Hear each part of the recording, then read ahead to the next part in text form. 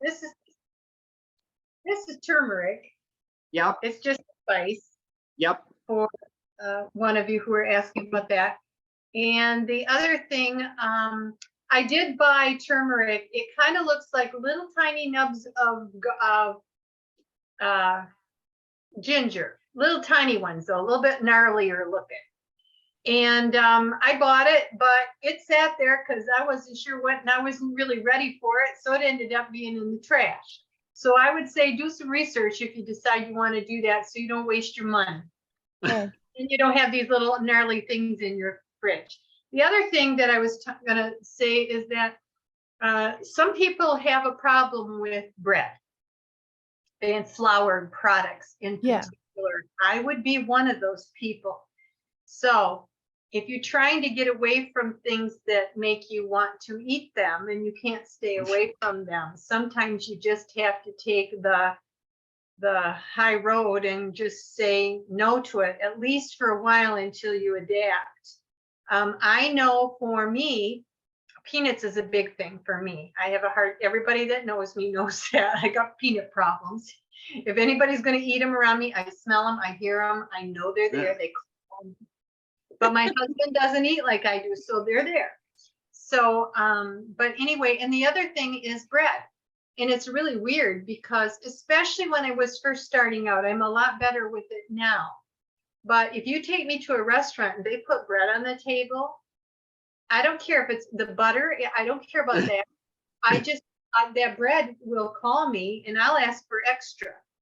So if you're having a problem with bread, and the other thing is toast, to smell toast, you know, there's something about that. And Yeah. even in my family would get pizza, and even if I'm not eating it, or even if they make it on like a tortilla type shell or a flatbread in the oven, I smell the bread. I don't care about anything else with it, but because the cheese doesn't bother me, it's the bread. There's something about bread and flour products. So that's part of learning about, I don't know how you've been doing this because I just got here. So I'm sorry if I'm saying things people already know and I don't want to feel like a butt-in. No, you're not. But I do have a problem with bread. And I talked to my husband about that because Cheesecake Factory has a wonderful salad. If anybody gets to eat that there, take your dressing. They have a wonderful salad, but they put that darn bread at the table. And what did I do? I took it back to the hotel with me. And I was eating bread. I got an extra. So those are the things that you learn about yourself on the way. And bread is something I know that we don't have bread in the house. Come here, honey. You know, I can't do it. We appreciate you sharing this story because if it's not bread, it may be another food that other people have a Yeah. similar kind of Yeah. problem with. And pasta is another one. Sometimes he made whole grain pasta the other night. Well, I'd better be making my spaghetti, my pasta, or putting my own kind of spaghetti sauce on a potato or something, because I can smell that wheat pasta. And it stays with me. So I guess those are the things anybody new to this needs to learn about themselves, you know? Yeah. So anyway, that was it. Thank you for sharing that. We appreciate it. Let's see if there are other comments from people. Either you could raise your hand or you can unmute yourself and we'll try to intercede if too many people punch the button at the same time. Well, boy, do I have a book for you guys. Okay, Dolly. Hank and I are going full bore on plant-based, and we're just loading up the kitchen with everything we're supposed to have. It's hard. But we found a show on YouTube that is a whole food plant-based cooking show. And they made a cookbook. They do tutorials on the YouTube. And it's by Jill and Jeffrey Dalton with a foreword by Dr. Will Bolshewitz. Is that how Yes, you say it? Bolsheviks. They teach you how to make salad dressing. There's no oil, no refined oils, no sugars, and most of it is gluten-free. So if anyone has a problem with gluten, this is a really good book. And oh, I'm sorry. And it's so popular now that they're making a second book. But they go through all the recipes and everything on the show. It's been going on maybe for 5 years, but we just found it. And Nice. it's really, really helping me with the cooking. Knowing exactly what to put in the kitchen. Well, thanks for sharing Great. that. Both of us Uh, watch it. Okay, anybody else have something that they care to share, or they have a question that they'd like to have addressed? I have another question, if you. Okay. I was reading Eat to Live by Joel Furman. And he's recommending for people over 65, and I'm 75, vitamin B12 Oh, yeah. at levels of 1,000 mcg a day. And my B complex vitamin that I take, it's an extra vitamin, only has 50 in it. So what's your comments on that, and what do you do, and what should I do? So for anyone over the age 65, the recommendation is by Dr. Greger, and we feel that he follows the science. It's 1,000 micrograms once a day for anyone over age 65. Under Okay. age 65, it's 2,000 micrograms once a week. So I'm in the age group 74 and a half. I take 1,000 micrograms every day. Okay. And that's what I'd encourage you to do. The 50, you could potentially get by if you were taking that 3 times a day. That might be an adequate dosage, but then you'd be getting an overdose of Oh, or yeah. too much of the other Right. vitamins in there. Right. And so I wouldn't recommend doing that. But it's kind of interesting that you can get by on much smaller doses if you're doing it several times a day compared to once a day. The way the body absorbs and holds on to vitamin B12 is rather interesting and fascinating. So you can get this in the kind of vitamin B12 that you want to get. There are 2 kinds pretty much. There's 3 actually, but 2 that are regularly sold. That would be cyanocobalamin, which is the one that's recommended by Dr. Greger, and the other is methylcobalamin. So Yes. cyano is the one that's been tested to actually treat vitamin B12 deficiency. Scott, do you have any other thoughts or suggestions? No, that sounds good. I'd stick with that. There's rare condition where you can't absorb the cyanocobalamin. It's a very, very rare genetic disorder, but in that case, they would take the methylcobalamin, but Okay. I wouldn't worry about it too much. Okay. Okay, I'm gonna do that. Okay, Susan, we'll get to you now.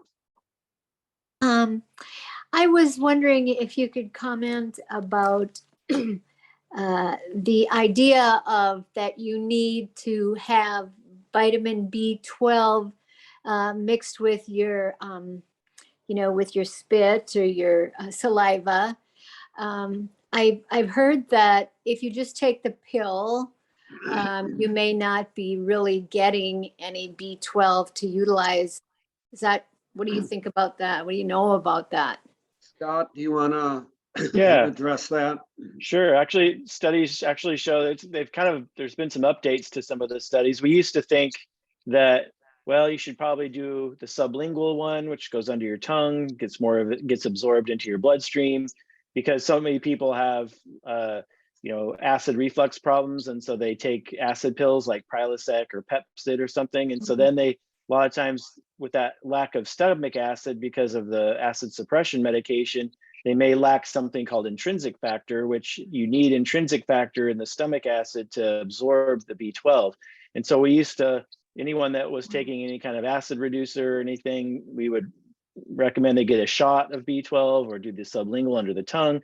But actually just in their, I don't know, in the last year or so, they've kind of done some updated studies that show that actually people absorb it better than we thought with the just the capsule you might swallow. But I would say, even though that's the case, I would say if you do have acid reflux and you're taking Prilosec every day, for example, then I would probably still go with the sublingual. That's what I take just because it's easy. I just get it on Amazon and I just put it under my tongue once a week because I'm under 65. So so I would say that. But the other thing too is if you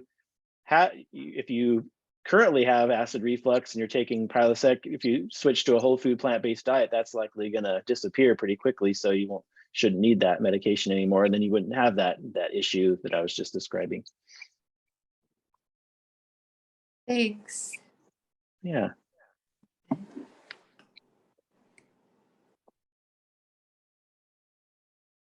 I just wanted to comment about Eureka. I'm not sure how much vitamin B12 Eureka needs. But she's looking pretty healthy, the parakeet. So it's good to see. I would just wanted to say hello. Recognize. She eats more fruits and veggies than I do. Lucky. Okay, that's great. Any other questions or thoughts from, I see. Oh, go ahead. Trouty. I want to tell you, I have used very, very little of the olive oil, and it finally, I was a half a bottle and the dumb thing got rancid. I had to throw it out. No more. I'm not going to buy any more.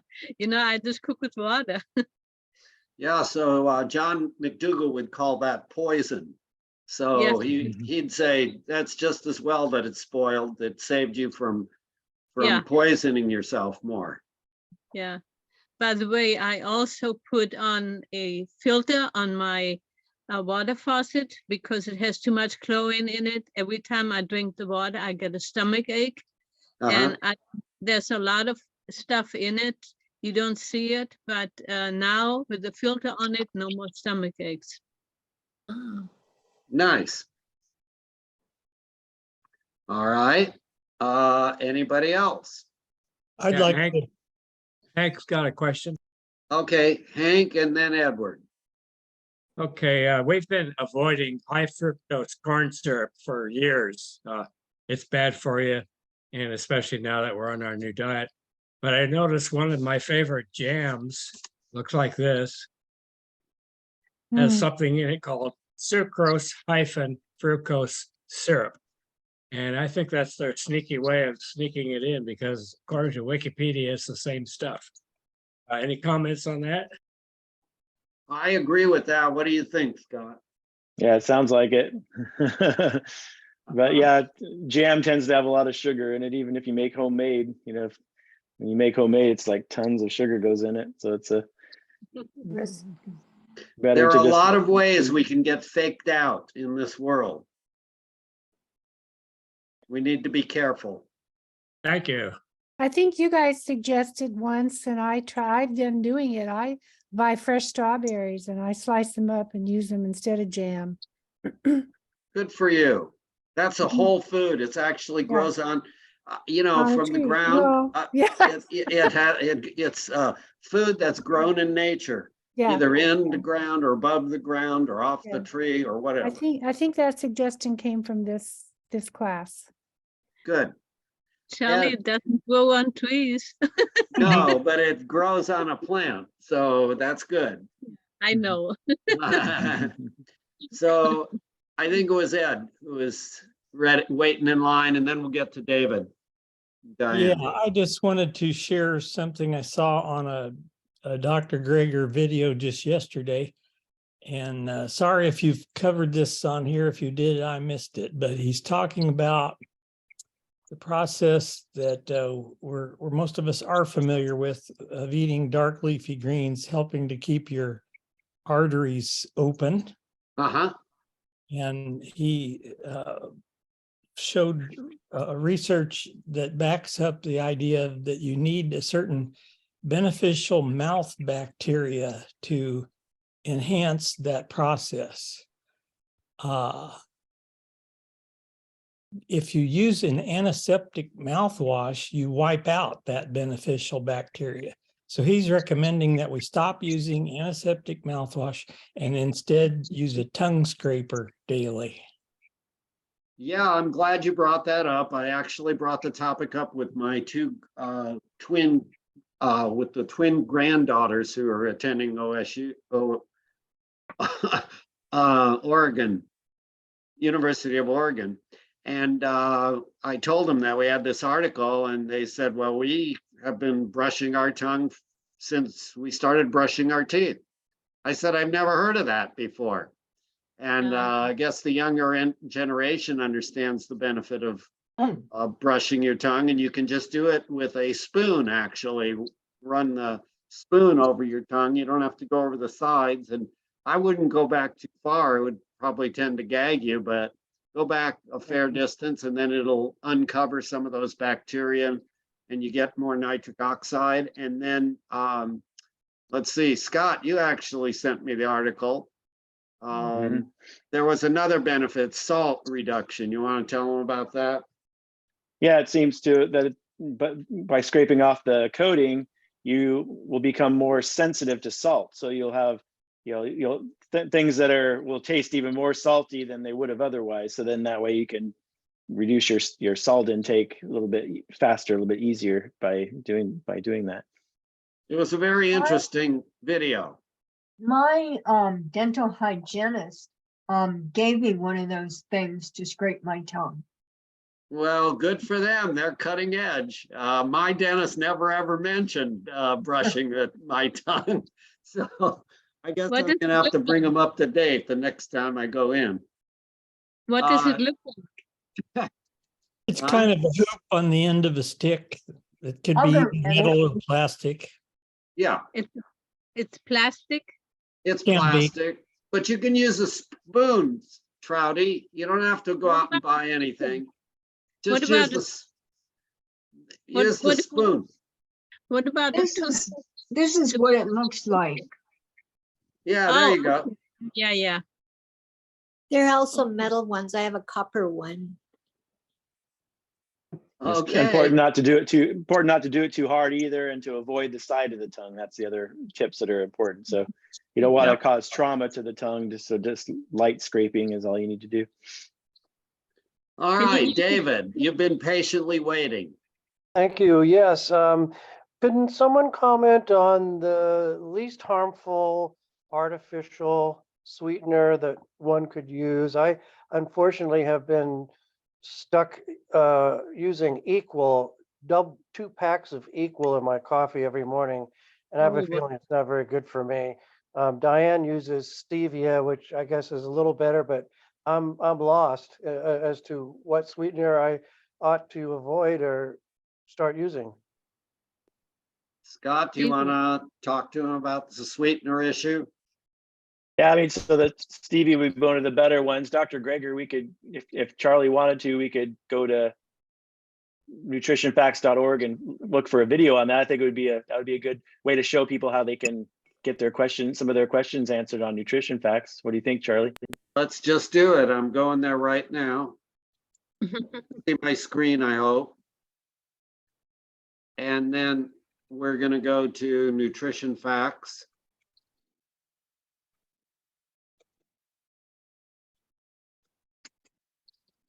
And then we're going to go sweetener. You see the search box? Sweet. Sweetener. And then, is there a safe low-calorie sweetener, or does sweetener allulose have side effects? Which sweeteners are safe? I'd say Is that the- one. Let's do this that one. Is one? there? Yeah, I think that's a good one. All right.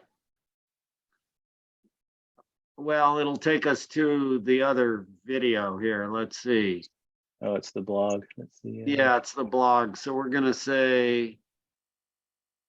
You can do the next one down. It says a harmless artificial sweetener. I right think that, here. yeah, I think Yeah. that link to it. All right, here we go. Here's the different sweeteners. Wow. No wonder I was confused. Okay, I mean, there are a lot of different sweeteners, so let's see what Dr. Greger has to say here. They're all bad. So this is where the more artificial sweeteners come in. Harmful or harmless?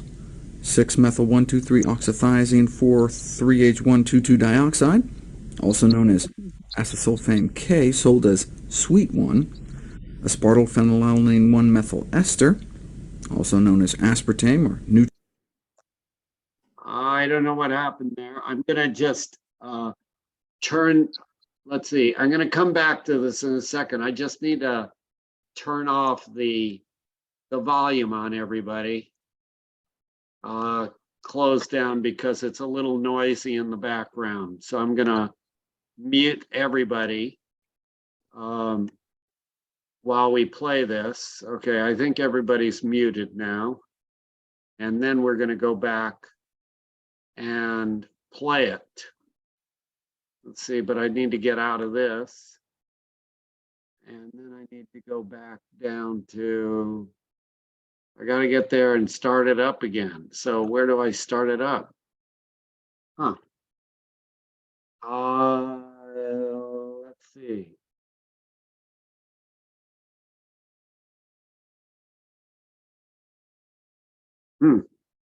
There we go. I just had to move the screen. Thiazine 4,3-H1,2,2 dioxide, also known as acesulfame K, sold as Sweet 1. Aspartyl phenylalanine 1-methyl ester, also known as aspartame or NutraSweet. Cyclohexane sulfamic acid, known as cyclamate, sold as Sugar Twin.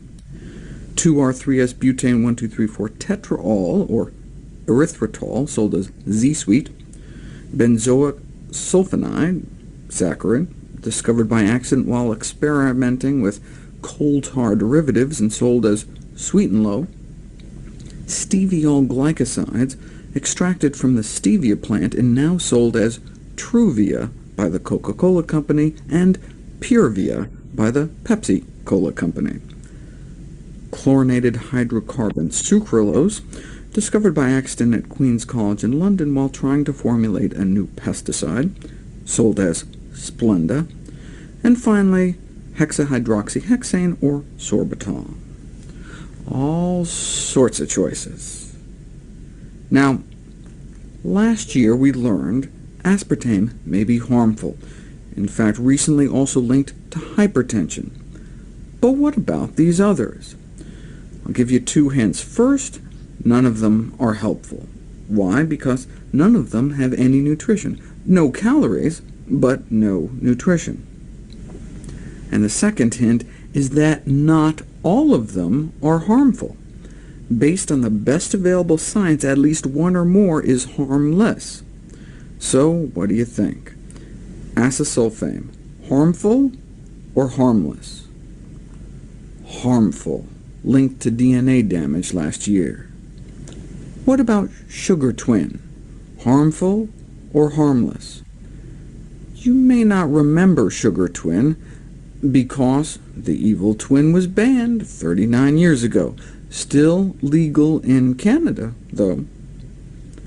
What about Z-Sweet? Harmful or harmless? Harmless. Found naturally in pears, melons, and grapes, absorbed in the intestine so it doesn't have a laxative effect, and it's excreted virtually unchanged in the urine. What about saccharin? Causes bladder cancer in male rats, but not female rats. What about people? Harmful or harmless? Saccharin may cause bladder cancer in people, too. What about stevia? Huge amount of new research on stevia, but the jury's still out. Check back next year. There is a verdict on sucralose, though. What do you think, harmful or harmless? Harmful, based primarily on the role it may play as a migraine trigger.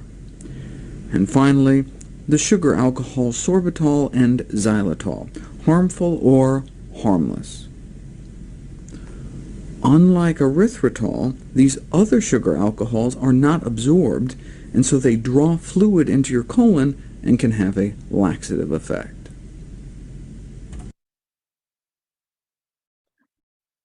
Just to give you an update, that was a little bit older video, but even the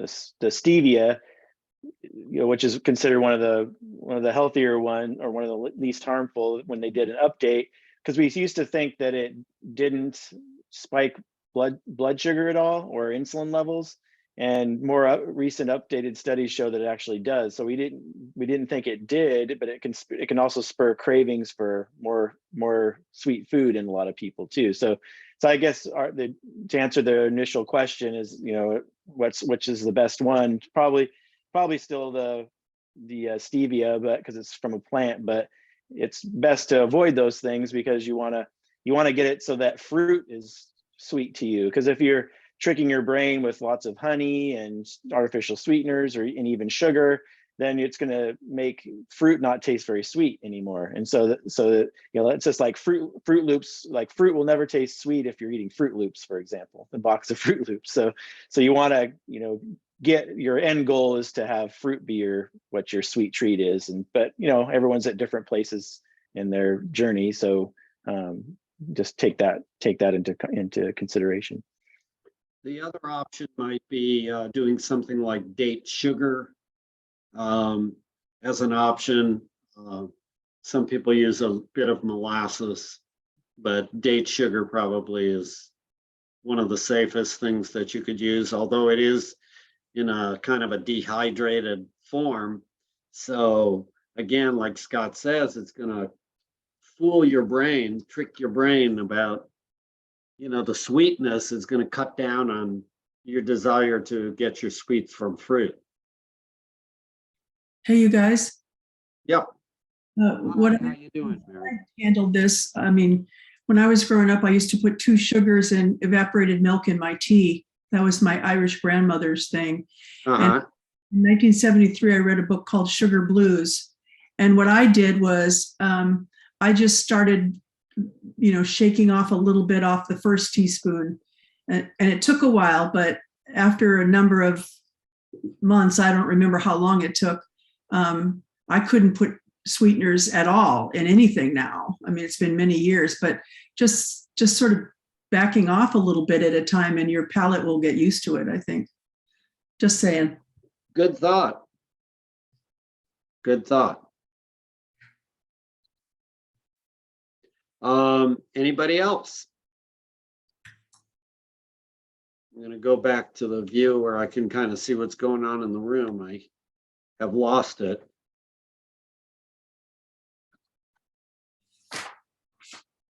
How bad is honey? How bad is honey? Mm-hmm. Well, again, if you're eating a lot of honey, it's kind of decreasing your taste bud desire for fruits. And so if you're having a teaspoon of honey in your tea or whatever it is, or whatever you need to do in your coffee once a day, and as a flavor, it probably is not, a horrible thing for you to do. But if you're using it throughout the day or using a lot of it, then it could be potentially a problem. No, I use 2 teaspoons, and only when I drink any peppermint tea. I can't drink it without anything. Yeah. So if you're otherwise doing okay, your health is doing good, then it's probably not an issue. It is. Now that I'm on the plant diet, I don't have to take the blood pressure pill anymore. I take something from the health food store, and it works. Okay. So yeah, no problem. So we don't want this session to end without making some statement about the recent statement by the American Academy of Pediatrics. And so we've got Dr. Colgrove with us, Eric. And, I kind of suspect what your thoughts are, but I'd kind of like the group to kind of hear what you might have to say about their recommendations. You may be happy about the 26 hours of increased education, but there may be other aspects you might not so happy about. I think that it would be fun to share that. And then Ken, we'll get to your questions next. Well, the governing body for pediatricians in the United States has just come out with a statement about the importance of obesity and treating obesity because it causes so many medical problems.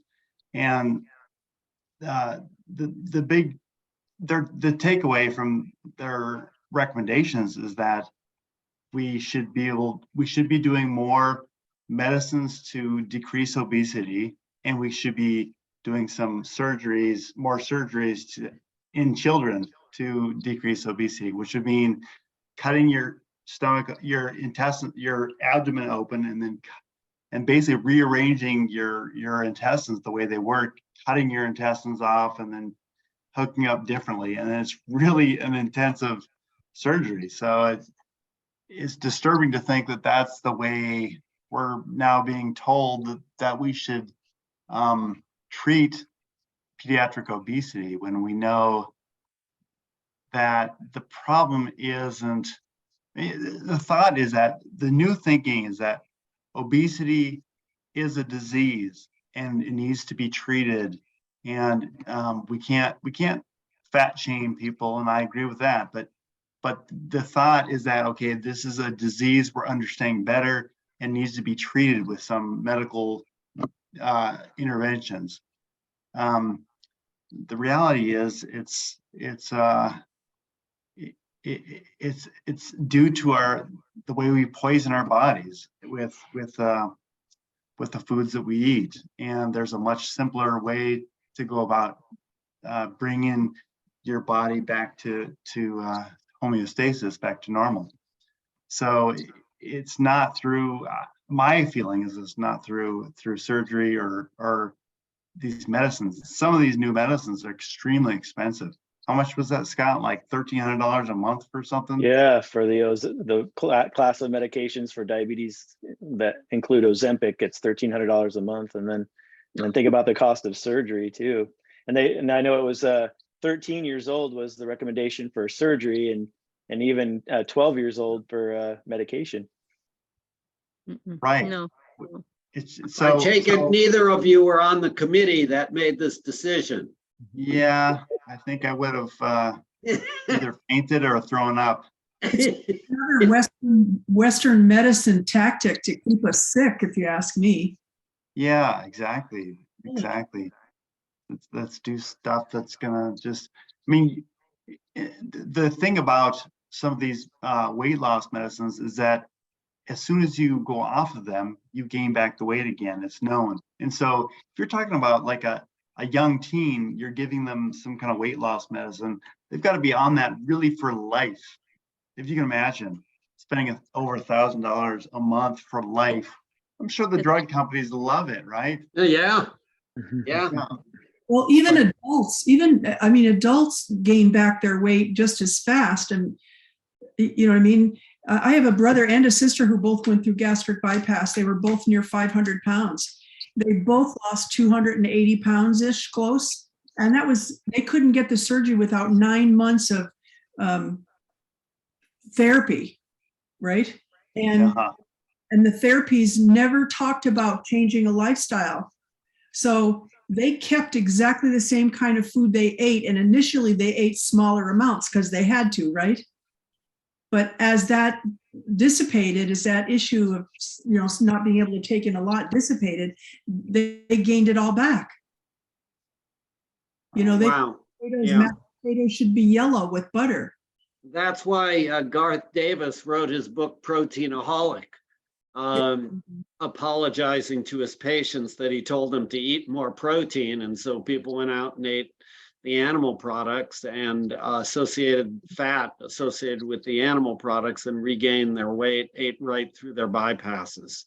So yeah, that's where his book came from, Proteinaholic. Wow. What about fasting?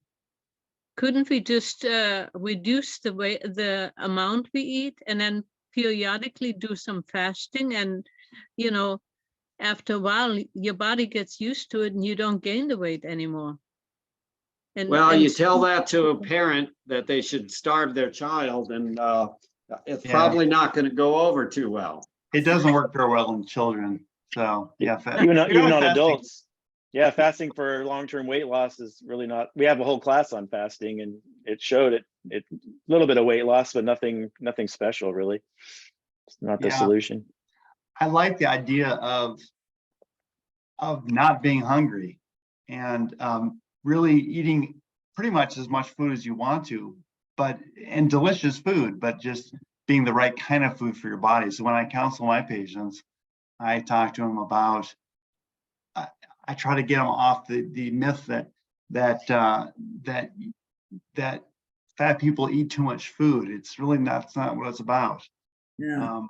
It's about no, it's no, about no. just eating the wrong kinds of food, and that will fatten anybody.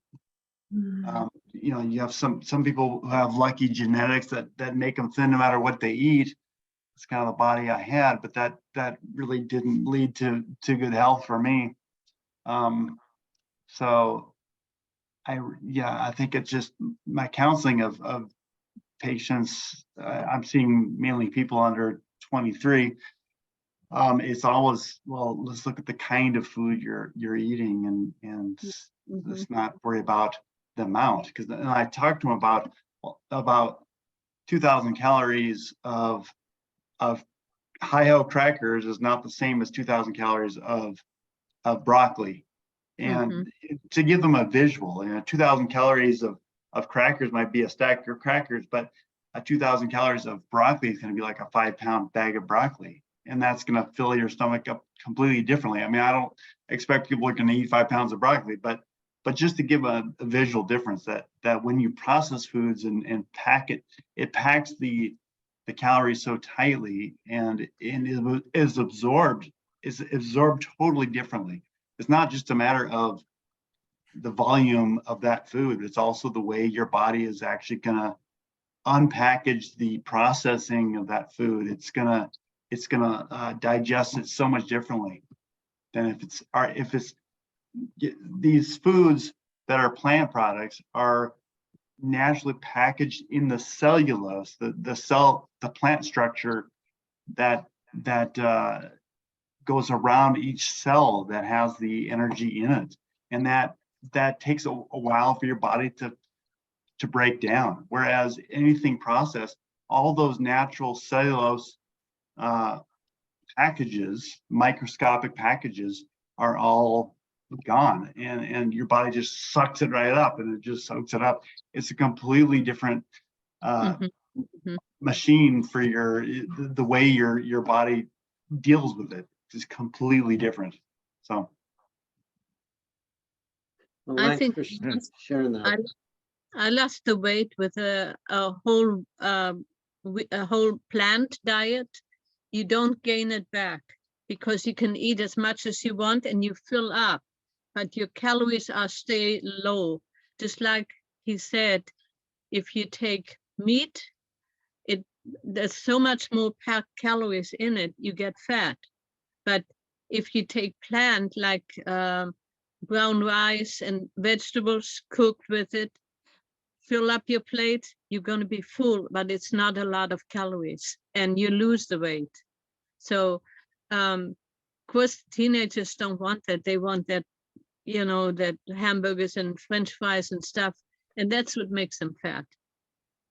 And the Cokes, of course. So Ken, you've been patient. Why don't you unmute and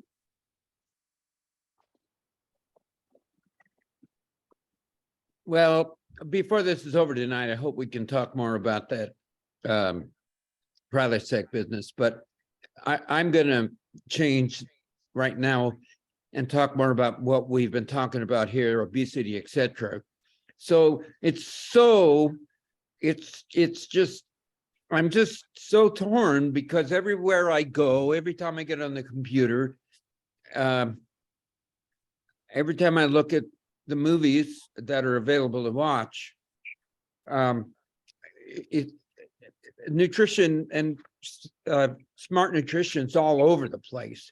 I couldn't believe it. I read in the HERS Health magazine on all these nutrients you need. And I thought it was pretty good, but then when it said protein, you need to eat protein. Where do you get your protein? They didn't mention a thing about plants. They said you got to get it from eating meat and dairy. And I go, geez, it's not like old news. What are they? And that was this issue, like in January.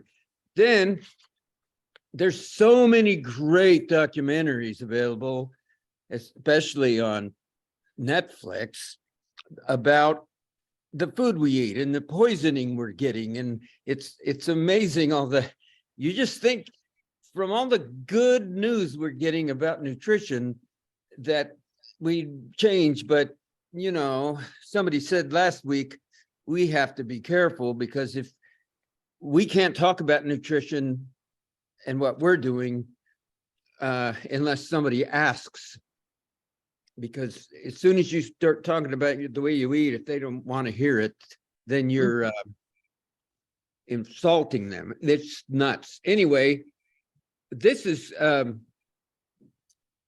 Chris. Is anybody watching this guy's show? What's his name? Chris Hemsworth. I've never seen him in a movie, but I guess he's really popular. Nobody's seen this?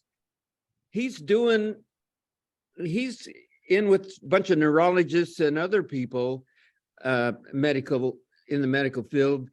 They're investigating ways to lengthen your life and your brain capacity. And it's a wonderful show, but they're he goes all around the world. And when he went to Australia, it was really refreshing, because it's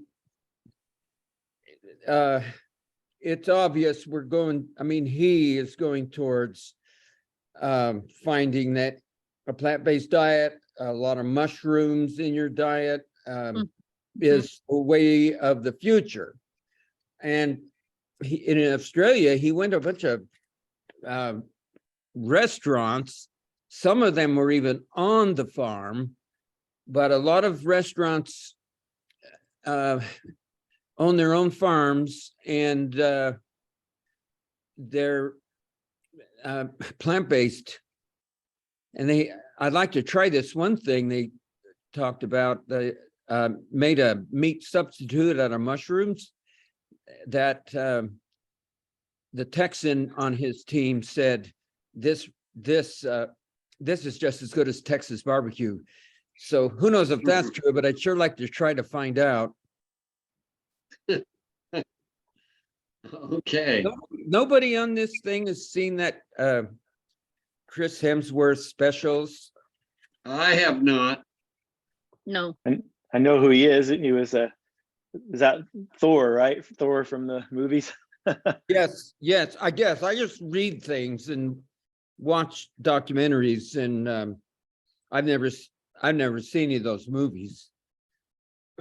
But trying to remember the name of the show. It's on Netflix. It's co-produced by National Geographic, and I guess it's Limitless with Chris Hemsworth. It's worth looking at. I really enjoy it, and I think he's letting the world know that there's a better way to eat. Okay, well, thanks for sharing that. Anybody else care to share anything with the group? There's a question in the chat about omega-3s, but a little bit further back up. Dr. Greger talks about getting omega-3. What is the best way to get that? So to get the short chain omega-3 fatty acids, eat things like flax seeds, chia seeds, walnuts. Those are all good short chain omega-3 fatty acids. And then to get the long chain, we recommend the sea vegetables, and Charlie could talk about different kinds of sea vegetables. So sea vegetables are things like dulse or wakame, or nori that you use wraps when you do sushi. And there's another one, kombu is the latest one I learned about. Those are all sea vegetables that not only have omega-3s, but also have iodine in them and are healthy choices for sure. For when the first time I tried that, I swore I'd never eat it again because it was pretty offensive. And it took me about 12 to 15 times to introduce it, hide it from myself, putting it in soups, salads in small amounts till my tongue got used to the taste, and now I kind of crave it. So that's my thoughts on sea vegetables. Okay. So I'm going to look around the room one more time, see if there are any questions, if anyone wants to speak up. And then if there's no one, we have a few more videos and that we can always share with you, but we'd rather answer your questions tonight. I have a question. Okay, wanna go hear- for it. I'd like to hear more about mushrooms. Mushrooms. Okay, so we're looking for the mushroom expert in the room. I'm not particularly a mushroom expert, except I eat it every day. I have a button mushroom, either a white one or one of those little portobello ones. The cheapest mushrooms, according to Greger, are just as healthy as the very expensive ones. They have chemical in them that is not found in most any other foods that you eat. I think it's an aromatase inhibitor, which is kind of what is used for anti-cancer. It's a fungus, which sounds bad, but I was the kind of guy that I'd push every mushroom away on my plate because when I was young, they were kind of mushy and I couldn't stand them. And then I became plant-based and I started reading about the science and learning, you know, this really is a healthy food and I should be incorporating it into my diet somehow. And so we get a steamed mushroom, my wife and I, every single day. And I would encourage you to do the same. Greger has looked at the science and that's his take.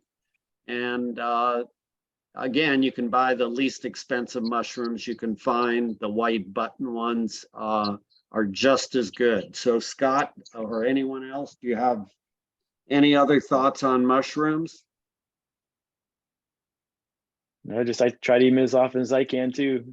I'm not a mushroom expert. Just get whatever is at the store, different kinds, cremini or button mushrooms, or there's lots of different kinds. Charlie, Charlie, did you say you have a steamed mushroom every day? Yeah. Singular? What's Just that? one? Just one? Just one. A serving of mushroom is like a quarter of a cup, according to Greger. Okay. So a quarter of cup is probably the healthiest amount if you're really trying to get the full aromatase inhibitor, the anti-cancer effects. I would do a quarter of a cup of mushrooms once a day somehow, however you get them. Okay. I just have gotten in the habit of doing one a day. And I don't like them mushy, so they get steamed. There has been some debate about eating fresh mushrooms versus eating cooked mushrooms. I know that I've eaten fresh mushrooms and never suffered any consequences, but I think Dr. Greger recommends that they do get some amount of cooking to destroy something. I don't know whether it's bacteria that might be associated with them. I don't know. Scott, do you know what the problem would be? I forget. It's just, I don't remember the name of it. It's just some chemical that's on raw mushrooms that it doesn't take very much, even like 30 seconds in a microwave or any kind of heat will destroy this chemical. So they just recommend doing a little bit of heating up of the mushroom to destroy the chemical that can be a little bit toxic. I can tell Thank you what it is. I can tell Okay. you what it is. And we're going to go with you first, then we'll go to you, Ken. Yeah, Dr. Furman also recommends mushrooms in his G-Bomb. If anybody has followed his Eat to Live or anything like that, he talks about mushrooms, and he does say that also. There's something with them that he prefers. There's a little bit. He says, oh, if you have a little bit of raw, okay, but he prefers that you have them every day. So that's a good thing. I had a question though also. Go ahead. Eric was making some information, you know, we've heard about calorie density, and if you haven't heard about it, you know, that's a good thing to look at as to the difference between the foods. But he also said something about the processing of the nutrients and how that process goes on in the body and how it's different for people. And I wondered if he had a recommendation of a video to look at for what he was trying to explain. Jeff Novak. Okay. All right. Yeah, we'll be talking about weight management and calorie density the next 2 weeks. So Charlie's next week, okay. and I'm doing it in 2 weeks. Yeah, Jeff Novak Yeah. has a wonderful video on the calorie density. It was about the other part that Eric was talking about. I think it was Eric. So next week, huh? Okay. Well, yeah, I don't know what the way foods are broken down. That Yeah, I don't that's the know of part any. I wondered. I can't think of any specific video or anything that talks about that necessarily, but I can't either. Yeah, I can't either specifically, but they talk about it in Fiber Fueled. There's some books that talk about it. Okay. But I'll look for that. So Okay. Thank you. Okay, Ken. Well, I'm just going to say that it's not really wise to eat raw mushrooms, although a lot of people like them on their salad. But mushrooms have a fair amount of benzene, and benzene is carcinogenic. If anybody thinks that's crazy, they can look it up. Benzene, it's a gas. Yeah. I have a So real, apparently they don't have enough of that benzene that Gregor recommends doing a quarter cup, a serving of mushrooms. But he recommends you cook it a little bit. Yes, exactly. Oh, it's benzene that gets destroyed when you heat it up. It Yeah, gets it's volatile. It just goes volatile. Yeah, it gets put into the air so you can breathe it. In other words, yeah. I think it's okay to breathe it a little bit. As opposed. Okay. on a lighter Ann. note, Oh, go ahead. I have just a brief piece of trivia that might be found entertaining by some of you go about for it. mushrooms. I'll just read it. Located in the in the Blue Mountains within the Malheur National Forest in eastern Oregon, Armorelia astoye is an enormous organism dubbed the humongous fungus by scientists, more commonly known as the honey mushroom or shoestring fungus. The total mass of it is estimated to weigh at least 7,500 tons and maybe up to 35,000 tons. Wow. It is also the world's oldest organism, estimated to be around 2,400, but maybe up to 8,600 years old. Wow. That is interesting trivia. Anne. I'm sorry, I just forgot to take my hand down. Okay, not a problem.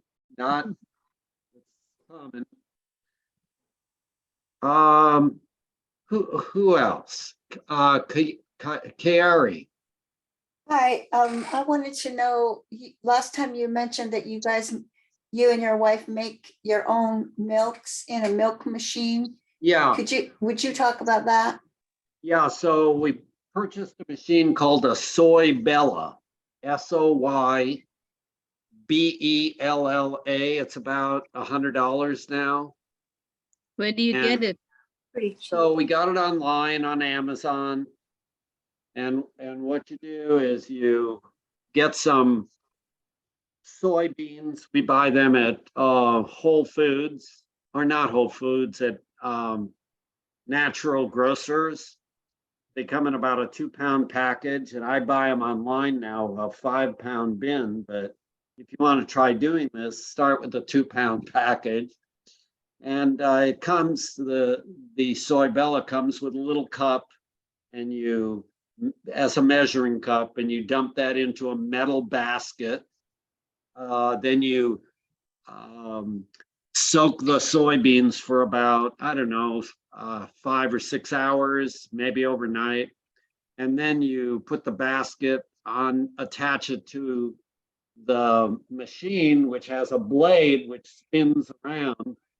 You plug it in, push, make milk, and over 30 minutes, it kind of grinds the beans and heats them up and makes soy milk. Then we pour it into a container, which we've bought separately. So what is it made out of? It's water from your tap or wherever you're using your water source. And it's these soybeans, and that's it. And it doesn't have any other chemicals or preservatives. We put it in the refrigerator, and we usually drink it over a 4 to 6 day period of time. We've never had any problems with it spoiling or anything like that. It's called a Soy Bella. There is an attachment with it that you can make your own tofu. We've never really used it. We're on our kind of second machine, and it works for us. It saves us from buying cartons, milk cartons and that, and throwing them out. Yeah, my wife Angela makes our own oat milk, and it's really, she just uses the Vitamix, and she just puts in oats and water, and then she blends it, runs it through a fine strainer twice, and then puts it in a container, and she makes a batch, and it lasts about a week or so, and that's how easy. We usually put a little bit of vanilla and a couple of dates in it to make it a little bit sweeter. So that's what I put on my oatmeal, and that's what we use. Yeah. Yeah, I make my own milk. I make my own almond milk with my Vitamix too. Yeah, so you don't have to have a special fancy Soy Bella machine. The Vitamix or any good blender or whatever could do that. Then a nut bag, you can squeeze the material through it and get your milk out of that way. Any other thoughts, questions on that? I make my own almond or soy, or both of them. Nice. Very good. All right. Susan. Sorry, I just wanted to say that also, if you don't want to bother with the nut bag and squeezing it out, which I've done,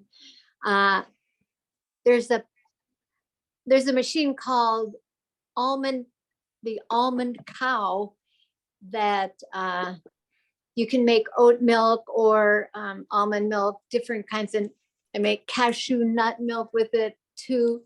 And you put it in this steel container, and it just quickly, after you soak the nuts for a few hours, it's pretty simple. You put it in a basket, a steel basket. It grinds in about 2 or 3 minutes, and then or less. And then you don't have to do anything except, the detritus or the stuff that's left behind. You can save that. I save that and put that on, cereal. I've tried it, and you're supposed to be able to make soy milk with it. I've tried it, but I haven't perfected that yet. And it's just less trouble than, milking the cow, so to speak, milking the bag, squeezing it and stuff. And that it's a little less. Yeah, unfortunately, it costs a couple $100, but it works good. It's not much work. Cleans up pretty easy. Well, thanks for sharing that. Okay, now Ken put in the chat room that fantastic fungi. if you haven't seen it, it really is good. And I saw that on Netflix, and I agree. It's a good special, and encourage you all to take a look at it if you haven't seen it yet. Okay, let's go on to what else. We've been clipping along here pretty good. What was the name of that machine she was just talking about? The almond cow. It's called an almond cow. Almond cow or almond pal? Cow, C-O-W. And Scott, back to your oat milk. Do you end up with pulp you have to squeeze to separate the pulp from the milk? Or No, it just pours it through the strainer twice, and you just throw away the little bit of particulates that are on the strainer, rinses the strainer off, and then runs it through it a second time. Just makes it smoother. And it's white. It looks almost like the store-bought oat milk. Can And you then make save almond the milk? cartons. Can you make? We haven't almond- tried. Yeah, I think you probably could that way, but we personally never tried that particular method way. Just the oats. Thank you. Yeah. Can I just ask you, do you use oat groats or does your wife use the oat groats or the rolled oats? I mean, you Yeah. could do both, either one. We just did rolled oats, we get the big box of Quaker rolled oats at Yeah. Costco, and we just use those. Yeah. I think if you use the groats, you would Yeah. have that fibrous material, Yeah. which might interfere a bit with the straining. I don't know, maybe not. It strains out. It Does strains it? out pretty good with the almond cow, yeah. And I'm sure it would with the bag too, that Okay, you do it by hand. Yeah. good thought. You Yeah. have to be with the strainer and oat milk. I like to use a finer mesh strainer rather than a fatter mesh strainer. You just get a nicer milk. But if you use the bags that like you pour it into the bags, don't squeeze it because it'll make your milk slimy. Well, that's the advantage of, I've been told that's the advantage of using the oat groats, is that supposedly that doesn't get slimy. It didn't get slimy for me, but when I've tried it before with the rolled oats, they got slimy, but that's my experience anyway. I found that if you just pour the whole thing without even straining into a tall receptacle that you keep in the fridge, all the stuff goes to the bottom and you just pour off the top and then you clean it out at the end. I just pour it through a cheesecloth right into my pitcher that I put in my jar that I put it in. Super easy. I'm starting to get the sense that the vast majority of people in this room are very comfortable with preparing foods on their own. Are there any new people who are having any kind of struggles with preparing foods or questions about that? Because that's sort of what we've gone over for the last couple weeks.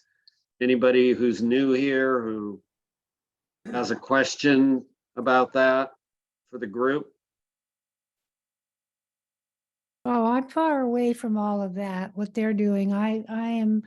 I'm still transitioning over. I'm proud of myself that I've purged everything and I've got the ingredients in the house that I need, but I'm not anywhere near where you guys are, you know. Donna, that takes time. Give Oh, I yourself- know. Yeah. I'm not feeling bad about it. It's just that I'm learning about it, that Yeah, but you yeah. you may feel like, oh, I don't do fast enough. No, it takes time. Oh, yeah. It took me almost 3/4 of a year before I got to that. I did it very slow. Yeah. And sometimes when I'm with company, sometimes I cheat a little bit, but it doesn't matter I go right when I'm home, I'll go right back to my plant diet. And I don't crave it. I like my plant diet. Mhm. I do too. I joined this group somewhere around November, I believe. Mhm. And you would have never told me, it convinced me in a million years at that point that I would give up cheese Yeah, or yeah, I eggs was the or same way. milk. And I mean, I I'd love- already given up breads, I'd already given up pastas, and I had no problem with that. I have no problem giving up meat. I have no problem with any of it. And I actually did not have a problem ended up giving up the cheese and the milk and the eggs. It's just the more I learn, Mhm, more mhm. I'm trying to get a repertoire of foods that I can eat and give me a variety. Right Yeah. now, it's still pretty limited, but But you widen out because you can take a lot of fruit. And I don't know how you do with sugar, but I can handle sugar. That's no problem. And I don't have sugar in the house, but when anything comes in a can, like I have this time figs in the can, and it has probably some sugar in it. And I don't mind that at all, but I go to a natural, oh, what's that called? That place where I've got the bread anyway, on 29th. And they have all kinds of different things. You can eat fresh fruit and all that. Mhm. You have to limit yourself. You have so wide a variety, but when you're diabetic, then you have to watch the sugar too. Mhm. But I still eat the pastas, but not very much. Today, I went shopping. I got myself some pasta, but it was organic whole grain, so yeah. So there are foods that grow in nature. It's a huge variety of different kinds of beans and lentils and rices yeah, that can add variety into your life if you try them, like black rice and different kinds of things that are kind of fun to try. yeah. There are different whole grains. There's oatmeal and there's bulgur. There's groats, if you've never had that I before. just bought groats because you guys would keep talking about it, and I was at Market of Choice. And Good for you. I bought myself groats, I bought myself nutritional yeast, and I bought myself flaxseed. Well, good. I haven't used them yet, but Well, you're on the right track. I know. You buy it and you keep, adding things bit by bit. Yeah, And, that's what I'm doing. if you need some direction as to how you might utilize some of these, that's another reason we have these classes too. Yeah. To hear from other people how they're doing their things. So good for you for continuing on. I got some watercress today. That should be good too, but it doesn't hang on trees. Okay. Who else? Anybody else have anything that you have burning on your mind or that you'd like to share with the group?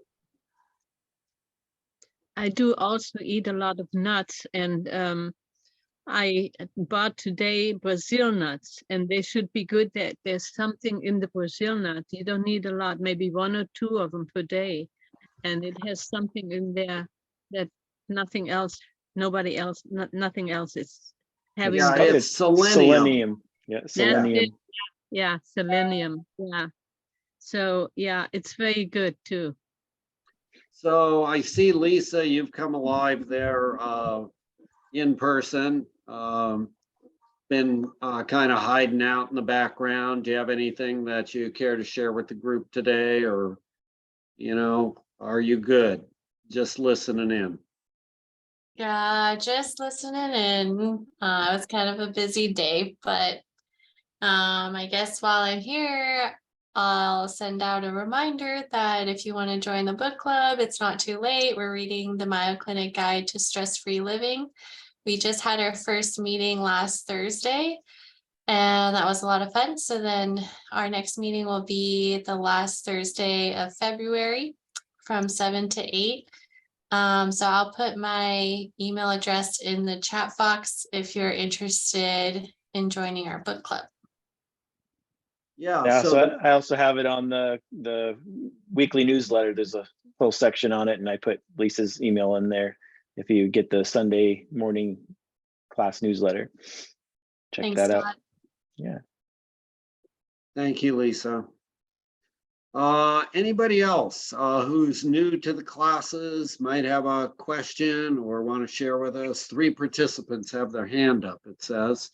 So I need to kind of go back and try to find out who's got their hand up. Okay, Edward, we haven't heard from you tonight for a bit, but okay, we don't want you to Well, go ahead. Having a lot of trouble eating. I know, eating greens and enough volume to actually like fill me. Like I've been trying to sneak healthy stuff in, like spinach, just add spinach to everything. But I mean, that gets me the nutrition, but it doesn't fill me as much as all the other stuff. Yeah, so how much are you eating at a time? Are you grabbing a handful of spinach or arugula or kale or collard greens? A handful, like if they come in these pre-washed containers, do you buy it that way or do you buy it another way? I get these organic bundle of spinach. It's like these giant leaves of spinach, and I kind of stack those into a patty. And I just eat that instead of meat. All right, so when you eat all that, it may fill your stomach up a little bit, but it doesn't give you a lot of calories. It's like if you ate a pound of that, you'd get 100 calories. That's not going to give you very much energy or be very satisfying to your brain in the long run. It'll give you a bundle of nutrients, which you need and are healthy for you, but you should probably be having a bit more of the starches, potatoes and beans and rice with the other meals that you're having or along with it. And I'd encourage you to consider, along with the spinach, to buy some additional, like either kale or broccoli or arugula or some other green too, that you could kind of have a variety of greens in your life. But if you're not feeling satisfied, if you're getting hungry and not being filled up, then you need to be eating more of these other foods, or fruit is another option. Okay, how much fruit is too much though? Well, I eat 5 servings a day, sometimes 6. Gregor recommends 4. So some people are fruitarians. That's all they eat is fruit. So I'm not sure there is a too much. How much do you eat in a day? I mean, I can do like maybe 2 bananas, 3 apples, and a bunch of berries like a day. Pretty much. I think that's probably okay, and Eureka would probably approve of that. Oh yeah. Yeah, she likes it. She'd get to share in that probably a little bit. So I'd add are you getting 3 servings of beans a day? Legumes like lentils or beans? No. No? Then you're probably not getting enough calories. Those are in the 400 to 600 calorie category. Potatoes, beans, rice, lentils. Those you probably should be adding more of that into your life. Yeah, kind of think of the plate method where you think about 50% of your plate is starchy vegetables and the other 50% of your plate is non-starchy vegetables. And so, like Charlie said, your starchy vegetables are things like beans and legumes and potatoes and sweet potatoes and corn and squash and and whole grains like, brown rice or oats or quinoa or bulgur or amaranth, farro, all those grains. So think of grains as starches too, because they are. And so your grains, your beans, and then your potatoes and sweet potatoes, those are your starches. So half your plate should be, or half of what you eat in a day should be that. And then you could even go up to 2/3 of that, depending on if you have weight to lose. If you're kind of in maximum weight loss mode, it's kind of a 50-50 between your starchy vegetables and non-starchy vegetables. If you're already at your ideal weight, you probably want to be more like 2/3 starchy vegetables and 1/3 non-starchy. So your non-starchy is like your green leafies and your broccoli and cauliflower and Brussels sprouts and kind of every other kind of vegetable that's not a starchy vegetable. And then think of fruit for dessert. And then just kind of think of it that way, kind of more starch with the addition of fruits and vegetables on top of that. So unless you're, if you're trying to lose weight, maybe keep it at 50-50, but otherwise 2/3 starch. Because those starchy vegetables, if you stick around for the next 2 classes, the next 2 weeks, you'll see the calorie density of those different categories of foods. And the starchy vegetables are still pretty low in calorie density, but like Charlie said, 400 to 600 calories a pound. And so you can fill up on that and still not eat too many calories, but you'll be full and satisfied. Whereas you're eating non-starchy vegetables, those are all 100 calories a pound or less, and you'll never get enough calories. There's not enough chewing throughout the whole day to get enough calories with those non-starchy vegetables. Okay. So my takeaway from that is starch. Starch. Yeah. Greens, beans, potatoes, just not just greens by themselves. Correct. Okay. That's helpful. Keep coming to class because we want to hear you being satisfied that you're getting enough to eat and you're going to get the health benefits. Cool. Good deal. Okay, now we're going to go to Marcia if you want to unmute.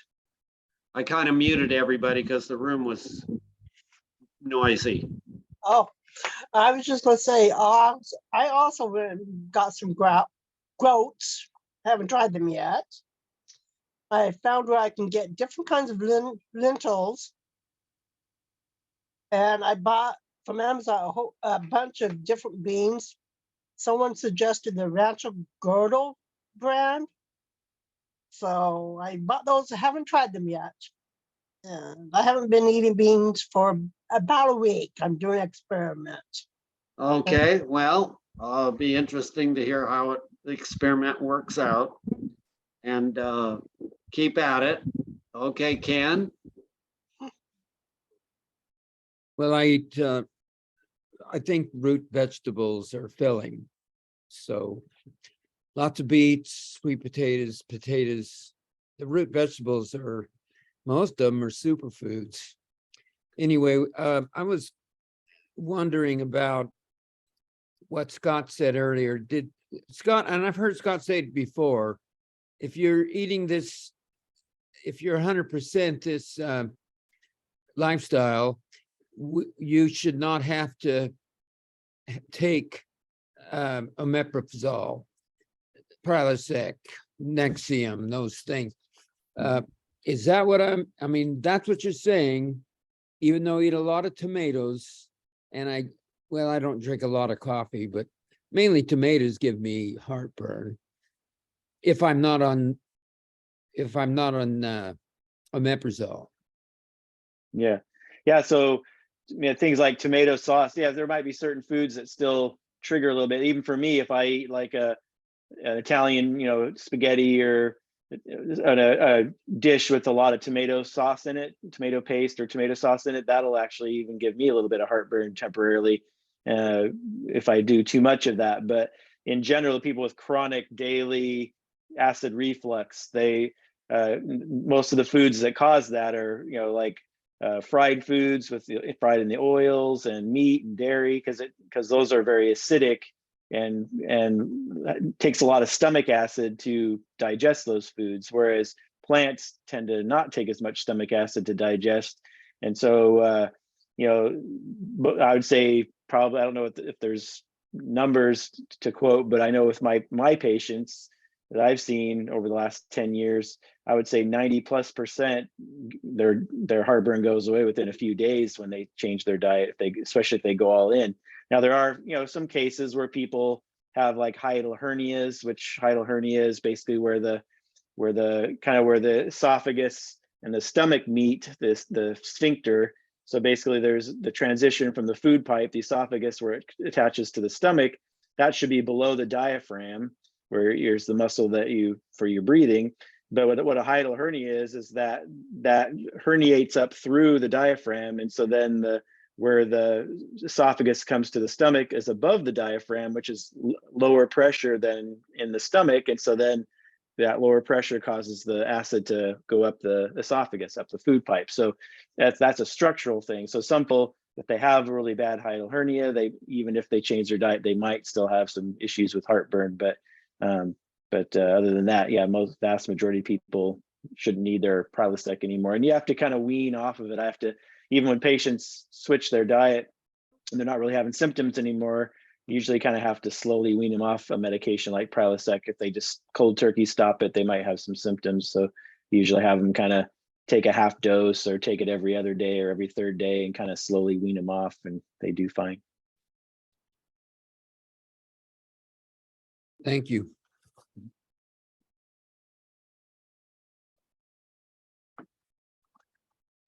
Well, it looks like we have time for one or two more questions. And we can then call it another night. That's gone by pretty quickly. Yeah, we didn't even have to show a video. We didn't have to show any extra videos. I know, well, that's what the purpose of having this class was, is to let people ask questions. So they had a few. And for those that are new, we do a couple, 2 or 3 more formal classes, and then which we always usually still have some time for questions. And then we sprinkle in these open forums between the more formal ones, just so people can ask all these great questions like we had tonight. Susan. Yeah, I was wondering is this the time or place to ask about chopping up garlic and letting it sit for a few minutes before? And also you mentioned broccoli in the same vein, only a little longer waiting time. And I'm not sure what the reason for it is. The reason for it is there's an enzyme in garlic and in broccoli that gets destroyed when you heat them. When you heat garlic or broccoli up. If you chop up garlic, that enzyme will do its work. It'll convert a chemical, I think it's allicin, to alanine. That alanine is a chemical which is like anti-cancer and boost immunity and those things. If you destroy the enzyme, you don't get the benefit of the anti-cancer, boost immunity kind of benefits that from garlic. If you eat raw, fresh garlic, it takes a while for that enzyme to work. It does it in your stomach. But if you destroy the enzyme, it can never do it. That's why you either need to, when you chop up garlic, you let it rest for maybe 15 minutes. And then you can heat it and cook it and destroy the enzyme because it's already done its work. But if you forget and you just chop the garlic and you throw it in the pan and you destroy the enzyme, you can recover by eating a little bit of fresh garlic, which I do every day, a clove of fresh garlic. It won't kill you. It may taste like electricity is what I tell my grandkids, and they tried it and thought it was kind of cool to eat fresh garlic. Now, the same thing with broccoli. If you chop it up, it takes about 45 minutes for the enzyme to do its work. So most people don't want to wait around 45 minutes after they chop broccoli. So if you're going to steam it or you're going to cook it, you do that and you either eat a fresh sprig of broccoli which has the enzyme, or you add a pinch of mustard powder. A pinch of mustard powder has the enzyme, which will convert whatever chemical it is to sulforaphane. And that sulforaphane is the active component. That's the anti-cancer, anti-inflammatory, gives you the benefits of this broccoli. Wow. Got Thank it? you. Yeah, thanks. I How believe- about just mustard? How about mustard? I don't know about mustard. I know mustard powder. Probably that's part of mustard, but they may cook the mustard powder when they make the mustard, which could kill the enzyme, which is required. And so I wouldn't trust mustard. I would trust mustard powder. A lot of health food people make their own mustard out of the mustard seeds. So I'm trying that, and I just wondered if I could avoid having to get mustard powder. I don't know. Gregor would have the answer to that, I suspect. I have a really dumb question. Okay, Donna. Okay. So when you say you chop up the garlic and then you let it set for 15 minutes and it does its work, and then you cook it, how does it do its work? You haven't eaten it. So it does its work because let's say you have a cell here and a cell here, and then you cut them open and they mix, the contents mix together, and that's when the enzyme does its work. When you crush or cut the garlic, they're like in separate packages, Yeah, okay. separated from each other. But when you crush them or cut them, they open Okay. up and mix together, and the reaction takes place outside the body.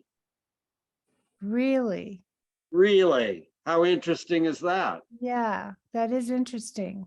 That It's sort of like an experiment in a science classroom where you you have just a breathe it volcano in. bubbling up. Okay. Okay. That's how I think about it anyway. Okay. Okay? Yeah. God, this is fun. Okay, Ken, one last question from you. You just got unmute. You just need to unmute first. Okay, so just going on with what we've been talking about. Tell us about the frozen vegetables and how they're blanched, and that does the same thing. Tell me if I'm wrong. You're not wrong. You take the vegetable, you cut it away from where it's growing, the beans or the broccoli or whatever it is, and then you flash freeze it. So it doesn't sit around on the shelf. It doesn't sit in a package. And so all those nutrients are preserved in the frozen state. So in essence, you may get healthier vegetables if you're buying frozen and using that than if you buy fresh and let it sit on your counter for 2 or 3 or 4 days. So frozen vegetables are a healthy choice, bottom line. It saves you some time in the kitchen because a lot of times they're already chopped up and ready to throw in a soup or a stir fry or whatever. So don't be afraid to use frozen vegetables. Same with like berries and fruit. That's great to get out of season. You use frozen fruit during the winter time. If you don't have a lot of like berries, it's hard to get fresh berries this time of year. We are eating all frozen blueberries now. We actually, during blueberry season, spend about $300 or $400 for the year on berries. They're special berries. Yeah, I do too. I get a bunch of flats at Thistledown. Thistledown? When they're out. Yeah, and then I freeze them. I have a whole bunch of them frozen in my freezer right now. I put them on my oatmeal every morning. We got ours at Royal Blueberry Farm. They have Yeah. some pretty magnificent berries there. do. Okay. Man, this has been fun. And next week, you want to tell us what's going on next week, Scott? Yeah. So next week, Charlie's going to do part 1 of 2 of weight management. Usually I go do mine first about calorie density, but I have a meeting for work and all, so I'll be to class, but I might be a few minutes late. So Charlie will do his weight management class next week, and then I'll do mine on calorie density the week after. So come back for those. And I just want to share one thing. I'm so excited this week. I got all hyped up talking about food and the issues and the articles that came up. And I got angry when I saw that article by the American Academy of Pediatrics. And then I started talking with people at my school, and one of the professors, he went totally plant-based starting in January as an experiment. And he says, I've done this for almost a month, and man, my exercise tolerance is better and I feel great. And all of a sudden I've got a comrade at the college where I work. I've been trying for 8 years to bust through the administration to provide a plant-based curriculum for our school. And he was so enthusiastic. I said, okay, now I've got someone who's a friend here. Maybe we could carry this further. And sure enough, I met another person. I talked to him on the phone, and he says, hey, I understand this about plant-based and how healthy it is. And yeah, we should be doing more of that. So I said, so how do we get the curriculum? He says, well, go to the curriculum committee or go to the vice dean and talk with her. So I talked with her, and she said, great idea. We should have a plant-based curriculum. And so go to the curriculum committee. So I wrote a note to the curriculum committee, and they said, you're asking for 2 hours a month? That's a lot. Everybody wants more hours, and we don't know if but you know something? This is an important topic, and maybe we should do it. So would you put together a 2-year curriculum, and we'll make a formal proposal and do a vote on this to see whether we're going to incorporate this. So do you think I'm excited or what? Wow, that's great. That's awesome. Yeah. Yeah. Well, let me know if you need any help, Charlie. I'll help you with it. Okay, I thought that you'd be right there. And when we get the 1st and 2nd year curriculum, then Lisa will help with the 3rd and 4th year curriculum. Yeah, that curriculum better transfer over to our Pomona campus. Well, you know what one school does, the other school does. That's how it's working. I hope so. So we're working on it. It's Katseros. Oh, good. So he seems like he's on board, but everybody wants more hours, and we'll see what happens. Anyway, I just had to share that because I was just, feeling a little giddy that there is hope, that there is change in the air. Good. Anyway, great. Until next week, everybody. Thank See you next week, everyone. Thank you. Thanks for all your input. It was fun. Bye. Good night. Good night. Good night. Good night. Good night. Thank you. Good night.